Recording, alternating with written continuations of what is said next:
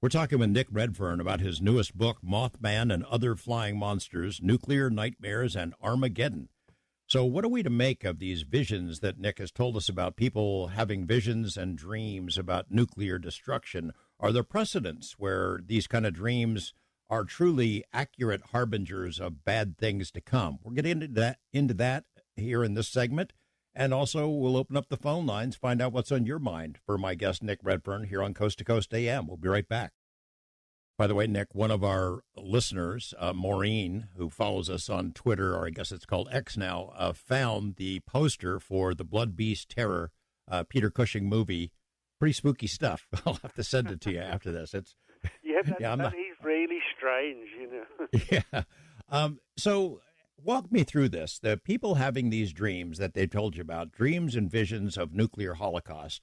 You actually shared a story that you wrote early in your career as a journalist, based on conversations you had with people you knew who were seemingly uninformed about the realities of a nuclear war. They would suggest to you, "Oh yeah, we could kick their butts if we got into a nuclear war," suggesting the UK versus Russia, that our missiles are stronger than theirs and we'd survive, which is ridiculous, right? Yeah, well, there's a lot of ways, really, to attack another land, and one example is electromagnetic pulse. Right. And now that is a power, if you like, which can take out just about everything. Electricity, you name it,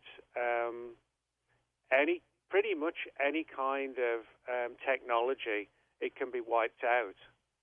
And if somebody got their grips on that in the right place, right time, etc., you could basically sort of flatten a city, and nukes would not be able to be launched, that kind of thing.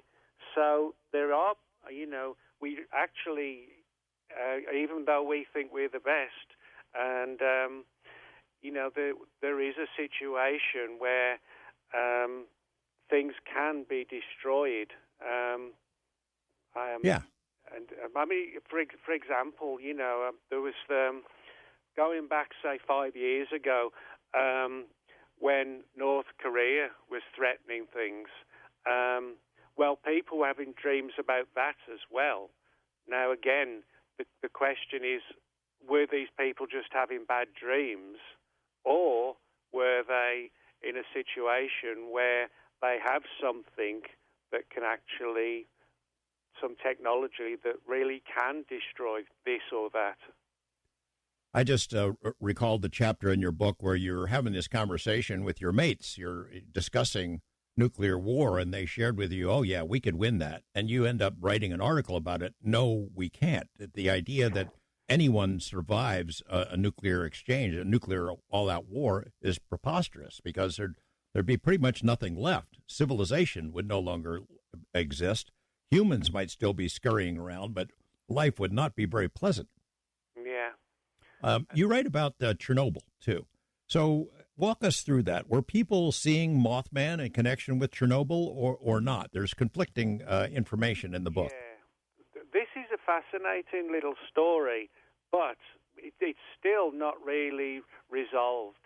Back about 15 years ago, 20 years ago, actually a little bit more than that, stories started to go around that people were seeing a creature like Mothman, red eyes, wings, humanoid body, and it was seen over Russia, actually Chernobyl of all places, and this story was flying around for a long, long time.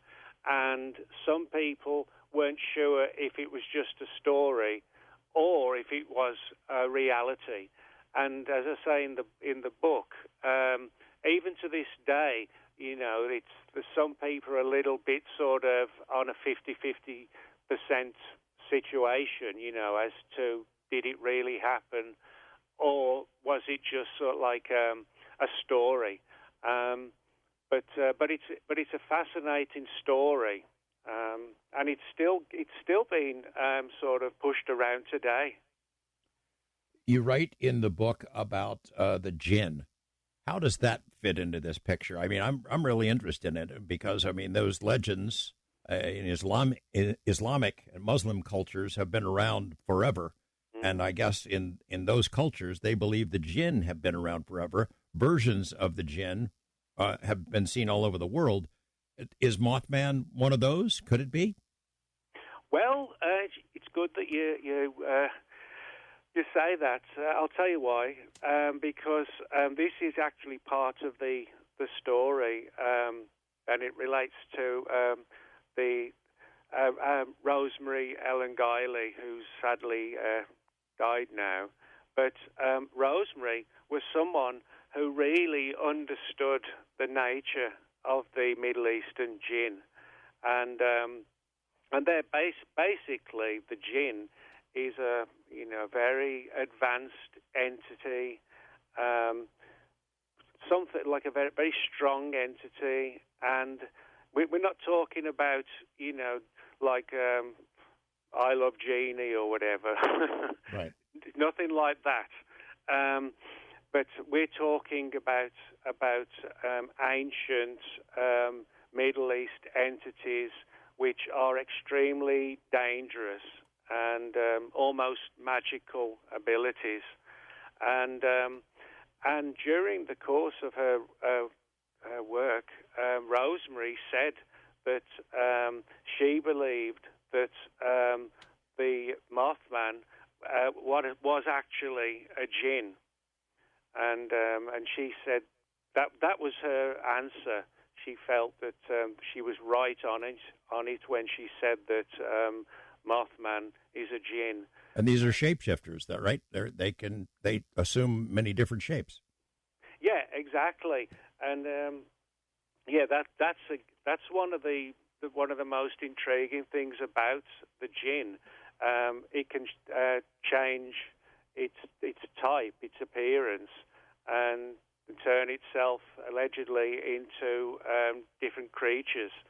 And so, we're talking about sort of classic shapeshifters, and Rosemary was sure also that the Mothman could change its form, because a lot of people don't realise this. But although there've been a lot of these sort of winged creatures over Point Pleasant, West Virginia, but what's fascinating is the fact that they're not all the same. Over the city of Point Pleasant, some people have said they've seen something like a thunderbird. Other people have seen something like a pterodactyl, and others have seen something that looks just like Mothman. So again, that does sort of go along with with Rosemary's theories. Well, it's creepy. It's creepy, whatever it is. We got a bunch of people on the line with questions and comments. Let's start with the wild card line. Bill in Los Angeles. Hey, Bill, always good to hear from you. Hi, George. Hey, you noted the passing of some great classic rock and country artists, and I'm holding a yellow LA Times newspaper review of the Allman Brothers' monumental Brothers and Sisters album released 50 years ago this summer, and I was fortunate to see them at the Forum that September of '73 doing Ramblin' Man and Dickie Betts' symphonic country rock masterpiece, Jessica.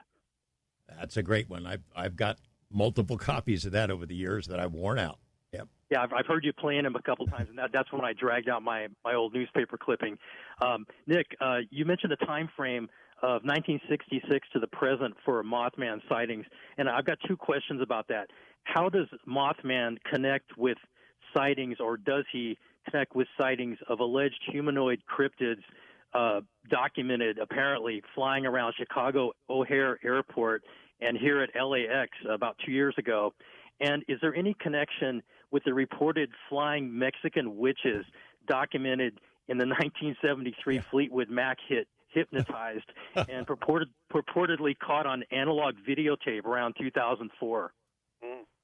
Yeah, actually, when that happened, I mean, there was a lot of things going on, a lot of publicity, and a lot of people were absolutely sure, that this was real, and some of these, I think some of these things were real. I absolutely do. But then things were sort of messed up a bit because people started to sort of play around with toys and jetpacks, right? Yeah, and so something like along this line, it's difficult to really say for sure, what is what. But I think at least some of those cases were, an absolute reality. Yeah. Bill, I don't know if you've been following the reports out of Peru. These Peruvians saying they're seeing these strange things in the sky that they think are aliens that are messing with them. And then the counter story comes out days later. Oh, no, these are illegal miners using jetpacks to mess with the locals, which illegal miners with jetpacks seems almost more outrageous than aliens, Yeah. Yeah. I mean, there's some things that goes a little bit too far, but yes, I mean, the very fact that we're talking now about multiple flying humanoids just sort of demonstrates this is another example, Bill, thanks for the call. We're going to go to our international line, Serge in Montreal. Hey, Serge, how you doing? Hello? I think maybe we lost Serge. If you're trying to call back on that line, and we'll try to get to your call a little bit. Serge, are you there? Oh. Can you hear us? Yes, I am. Hey, thanks for calling in. What's on your mind? Oh, well, in 1962, there was a risk of a Third World War, atomic war, and I was reading books about extraterrestrials, and my mother, she lent me a book about the extraterrestrials that were communicating with each other by telepathy. So I had the idea of trying to reach them by telepathy to ask them for their help. And I was kneeling on the side of my bed, and I was forcing my head. And then my mother, when I finished, because I was a little bit busy, my mother called me. She said, "Come quick to the living room. I'm seeing a flying saucer outside." It was daytime. Anyway, I went there. I seen it, and when I seen it, they disappeared. I don't know if they went invisible or speeded away. Or anyway, they acknowledged that they received a message, and I even wanted them to help us to prevent the Third World War, and also, well, I was 12-year-old, so I asked them to make me the emperor of the world. How'd that work out? So, well, it didn't, but I would settle for being the manager in chief of the world government. Yeah. Well, that's interesting. So you, as a 12-year-old, you're worried about nuclear war. You put out sort of a psychic message to the cosmos, and sure enough, a UFO shows up. Yes. And more than that, when our father sold the house in 1979, the next morning, because we moved, the police came, and they told me, come with us. Your mother told us that you had communicated with extraterrestrials. I don't know why they brought me to the house where we used to live, and the house wasn't there anymore. It was, and the sidewalk was clean, the street was clean, and the whole, there was a hole about 20 feet deep from the sidewalk to the east fence, to the south fence, to the west fence. And there was a slope about 8 feet wide to go down. And on the slope, there was a little plastic pail with a little plastic shovel. And I was directed there. And they asked me to dig there. I dug, and I took out something. But before they told me, ask the policeman to bring the new proprietor to you. So that's what I asked. And the guy came over, and I gave him a gold coffer surrounded with jewels, and inside there were jewels. And I was told that it was worth more than $2 million. Whoa. And You I should have did held on to that, him. Serge. I think you should have held on to that one. I want to get Nick into this part of the conversation because we're going to go to a break in about 2 minutes or so. Nick, you've heard these kinds of stories about people who are like 12, 13 years old, often very smart people whose names we would both know, who get these strange calls, metallic voices, phone calls, communication with some kind of a machine intelligence, and later they go on to great things in their lives. Does that ring a bell with you, that kind of experience? I mean, it almost reminds you of the calls from Ingrid Cole. Well, I guess, over the years I've sort of delved into some strange things, from a kid and never kind of lost it, I guess. Sort of particularly these flying things, that's one that's never's going to leave me, You haven't seen one, have you? No, I haven't, unfortunately, no. But that's just, one of the unfortunate things. No, Well, I haven't. I don't know. I don't know. The bad things that happen to people who've seen it, maybe it's not unfortunate. But I think doing the research and getting out there into the field, so to speak, I mean, that's the best thing to do. Like when I went to Puerto Rico with John Downs, and we went back and back and back again, and we spoke to a lot of people who'd seen creatures just like Mothman on Puerto Rico. And so I always tell people, well, if, you can't find it, well, go out and find it, Or it will find you. I mean, there's the famous quote, when you stare into the abyss looks into you as well. I'm paraphrasing it. I know a lot of investigators who've gone after the unknown, and the unknown then finds them, and they have learned to regret it at times because it enters your life and you can't get rid of it. I know that sounds crazy, but it happens.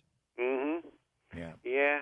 And there's also the angle to be careful.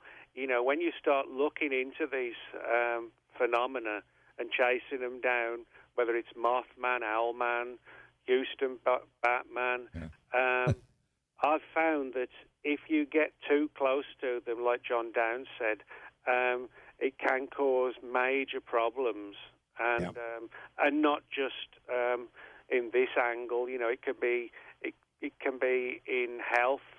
All right. You're right. We're talking with Nick Redfern about his Mothman book. Thanks for the call, Serge. We're talking with Nick Redfern about Mothman and Other Flying Monsters, Nuclear Nightmares, and Armageddon, his newest book. When we come back, we'll go to the phone line, see what's on your mind in our final segment with this guest on Coast to Coast AM. All right, let's go to first-time caller Kevin in Seattle. You're on with Nick Redfern, Kevin, and welcome to Coast to Coast. Hi, George. It's really fantastic. I grew up listening to you from a young age. I was born in 1984, so I really grew up with Revelations. But more to Nick's conversation topics about the Mothman, why does it seem to be an intermediate, sightings? It doesn't seem to be as common as, say, Bigfoot or something. And also, the luck part of it, how does someone like Nick, who investigates these things, avoid that kind of bad luck? Yeah, good questions, Kevin. Thanks. Nick, what do you say? Sorry, what was that last bit? So he was asking, the second question was, how does an investigator like you who goes looking for this stuff, how do you avoid the bad consequences and bad luck? Are there some methods that you use to kind of protect yourself? Well, you just do your best. It might sound simple, but after a while, you start to realize that what to deal with things which are flesh and blood and other things which are supernatural, and just go after the other or stay away from the other, Yeah. But for me at least, I investigate a lot of different things, and some of them are paranormal, supernatural, the occult, and nuts and bolts UFOs. For me, it's I just go after the lot of them. I know a lot of people, Kevin, in dealing with a place like Skinwalker Ranch, where a lot of folks who've been there have taken things home with them, and it's really messed with them. So as a result, they're careful when they go there. I know that Colin Kelleher and I, you approach it with respect. It's not frivolous. You don't want to be arrogant and try to challenge it. A lot of the people who've had the worst experiences are those who pack weapons and they tell themselves and the people with them, I'm not afraid of this. I'm ready to take it on. They're the ones that have the most dramatic responses often. The first part of Kevin's question was about the frequency of Mothman sightings. It doesn't seem all that often, but I guess in comparison to what, Yeah, and I mean, you made a good point as well. I mean, I've got several friends who, went into places they shouldn't have gone into, or, they've taken away things like sacred stones, that kind of thing. And after weeks, after that, things have started to go wrong, and they've fallen sick. Negativity, things like that happened, and then they've suddenly realised you shouldn't have done that. So for me, you have to be very careful as to where you go and what you do, because things can be very bad. John Downs, as we talked about earlier, John's wife, his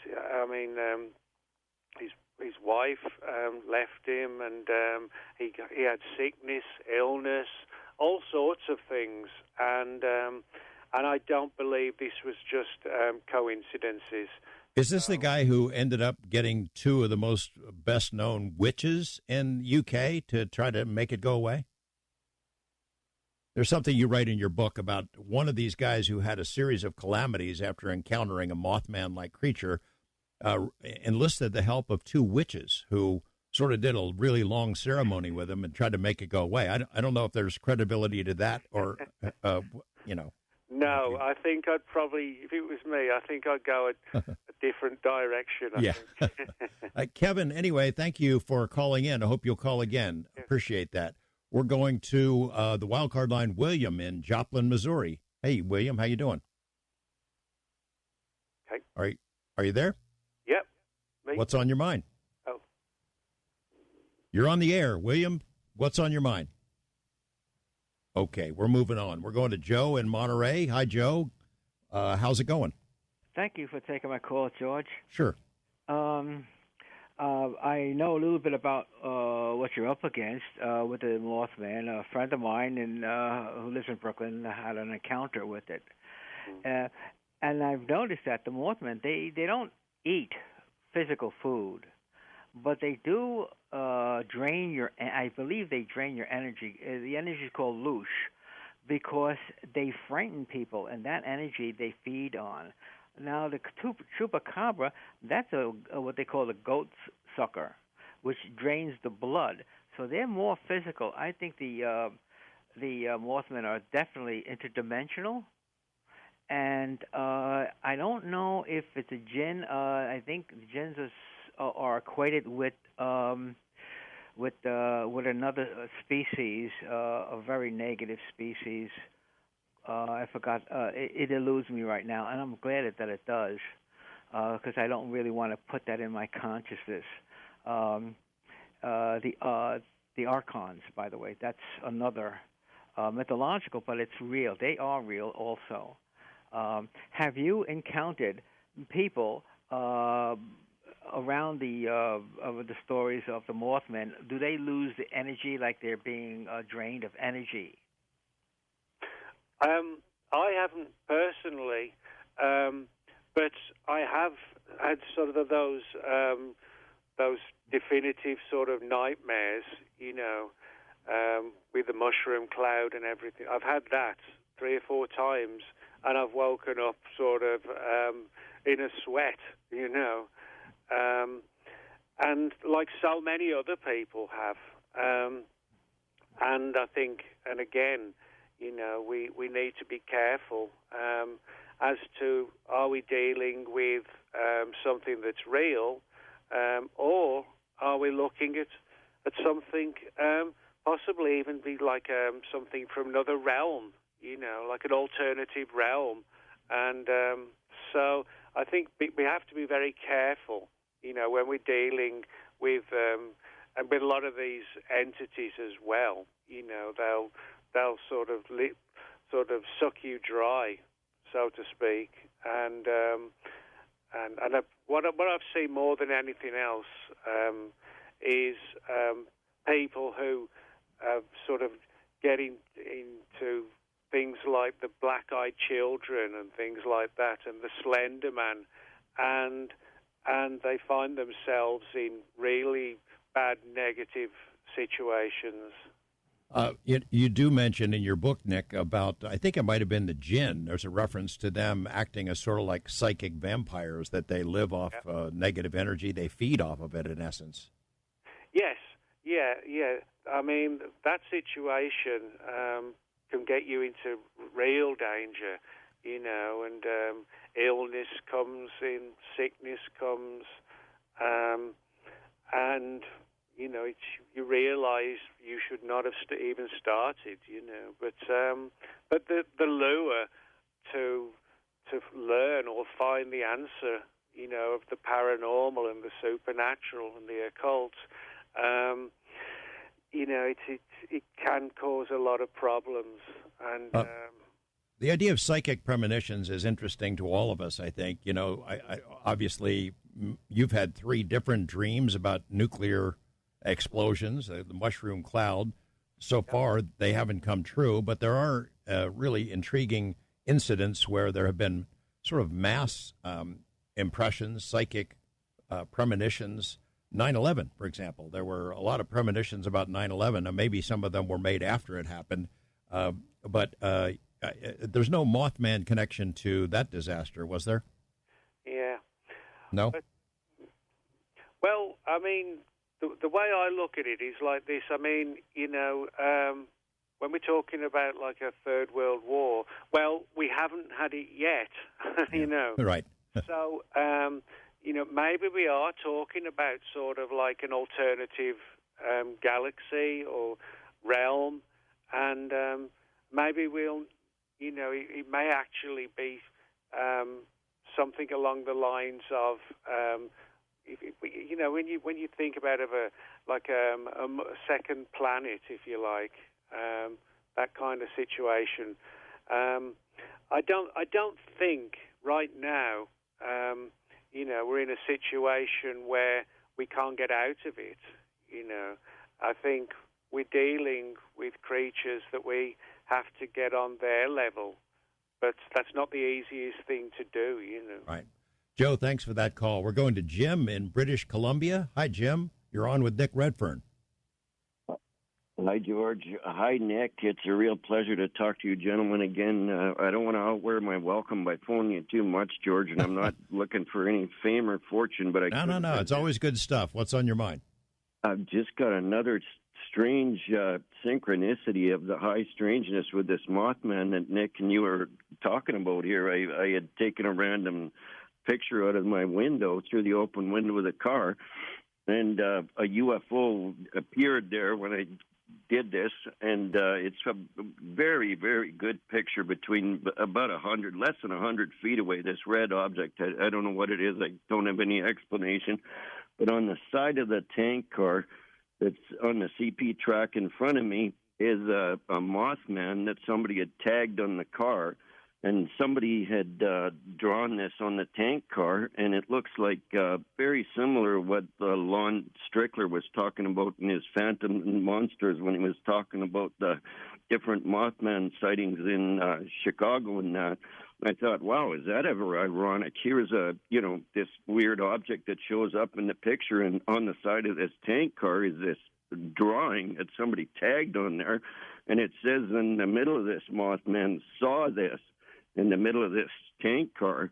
And another aside, I was just listening to you talk about 9/11, George, and I thought, wasn't there a type of Mothman creature that appeared in either Chernobyl or Fukushima? If I'm not mistaken, I thought somebody said something like that was flying around there.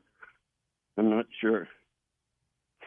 Well, I mean, what I found out over the years is that the sheer number of people who have had certain dreams and nightmares here and there, like the Chicago one, which was 2016 through 2017, but it went away. You know, we didn't have a nuclear war, but we could have did, because at that point a lot of people were really terrified, and but nothing did happen. And I know for sure that some prophecies do work, but other prophecies don't work sometimes. So I think, you know, there is a good side for us. You know, it's not all bleak. You know. Jim, thanks for the call. Thanks for sharing your story with us. West of the Rockies, Thomas in Phoenix. Hi, Thomas. You had an encounter of your own? Hey, George. 1982, this is an eyewitness account. I'm not making this up. It really happened. My wife was with me. 3:30 in the morning, this creature grabbed me by the left side of my neck and my shoulder. It was about 9 feet tall. Had about maybe a 20-foot wingspan at least. It was huge. It was big and black. And I actually grappled with it for a few seconds, and I slugged it. I kid you not. I didn't think you could hit a devil. They're demons is what they are. They're fallen angels. And my wife was hysterical. She was screaming, "Honey, what is it? What is it?" I'm tangling with this thing, and it pushed me down in the bed, and I just called on Jesus. I said, "Jesus, get it off me." And this is in your home? This happened in your home? This happened in Amarillo, Texas, in an apartment. And we watched it fly up through the ceiling. I'm telling you the truth. You know, people, I don't like to talk about this to many people because they roll their eyes and they're, yeah, sure, you're probably drunk, you know. It really happened. And these are fallen angels. They're fierce, and they hate us, and they hate Jesus Christ. I'm a Bible-believing Christian, saved by the blood of Jesus, and it didn't scare me. But I didn't think they could actually take human form, and I didn't think you could actually, strike them with your hand.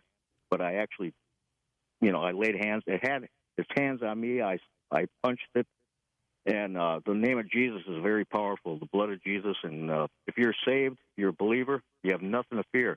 Let me ask Nick. Nick, have you ever heard of anybody grappling with something like a Mothman or this sort of a strange entity and actually feeling it physically? Not exactly sort of grapple with them, no. But these things, if you sort of look at most of the stories, the creatures aren't always that close. You know, they sort of keep away to some degree. But it's not. I don't really know anyone who's ever actually had a confrontation. It's more along the line where they sort of stay in the background, so to speak. Right. Thomas, just enough to see you, Thomas, thanks for the call. Appreciate that. And thanks to all of our callers. It makes you wonder if these are somehow some sort of mental projections that we're getting these images in our head of something that may or may not really be there. It could well be. I mean, we don't really know what they are, and and although some of them seem to look sort of flesh and blood and so on and bone, they may not be. I mean, like when we talked about Rosemary Guiley, about the jinn, shape-shifting, put all that together and, sort of one person's Mothman could be somebody else's Dogman, or Bigfoot. Yeah, right. Nick Redfern's always great to have you here. You're always welcome. Mothman and Other Flying Monsters, Nuclear Nightmares, and Armageddon is the newest book. I hope people will check it out, and I hope you'll keep us in mind for whatever you're probably working on 3 new books right now, right? All right, thank you. Okay. All right. All right, thanks, Nick. Stay in touch. Thanks, George. Thank you. All righty. Up next, Dr. Avi Loeb, Harvard astronomer. His new book is called Interstellar, and it is fabulous. We'll be right back